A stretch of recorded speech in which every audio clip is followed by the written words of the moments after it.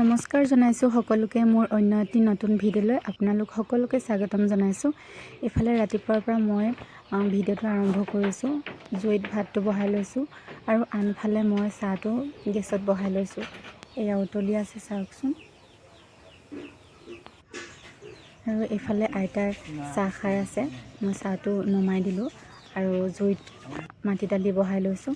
ভাত খাই উঠি আকৌ মানুহজনে মই কচু কাটিবলৈ বুলি ওলাই গ'লোঁ। গাহৰি দুজনী আছে, যিহেতু জগি আছে, দানাৰ বহুত প্ৰয়োজন হৈছে, সেয়েহে দুয়োটাই ওলাই গ'লোঁ কচু কাটিবলৈ বুলি। এয়া চাওকচোন, কচুবিলাক সৰু সৰু হৈ আছে, অকণমান ডাঙৰ হ'লে ভাল হয় আৰু এনেকৈ কাটি আছোঁ দুয়োটাই। কিমাননো কাটিলোঁ চাবচোন আপোনালোকেও।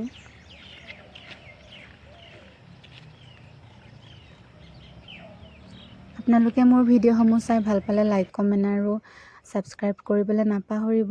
আপোনালোকৰ মৰম আৰু আশীৰ্বাদত মোৰ চেনেলটি আগুৱাই নিব বিচাৰোঁ।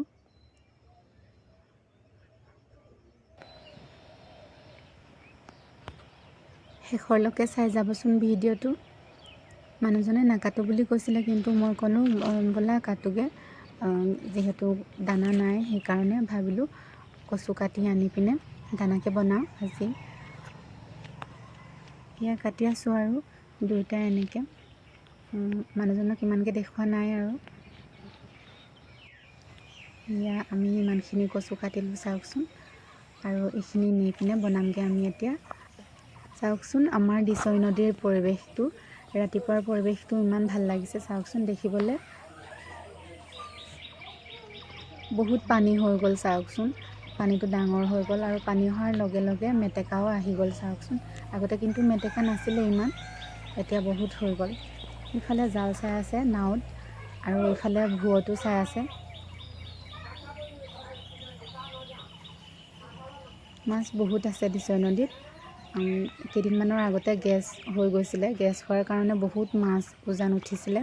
আমি বহুত মাছ ধৰিলোঁ, মিছা মাছ ধৰিলোঁ, বামি মাছ ধৰিলোঁ, এনেকৈ কৰি চবেই ধৰিছিলোঁ।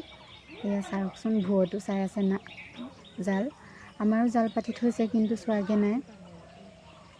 এইফালে দলং এখন আছে, আমাৰ ঘৰৰ কাষতে আছে। এয়া চাওকচোন, দেখিছেনে? এইফালে চাওকচোন ইমান মেটেকা হৈ গ'ল। বায়ে বোলে মেটেকা এজোপা উঠাই চাওঁ বুলি কৈছে, মাছ উঠেনে নুঠে চাওঁ বুলি, কিন্তু মাছ নুঠিলে মাছ। আৰু এইফালে চাওকচোন, আজিৰ ভিডিঅ'টো ইমানেই আছিলে। আজিলৈ বাই।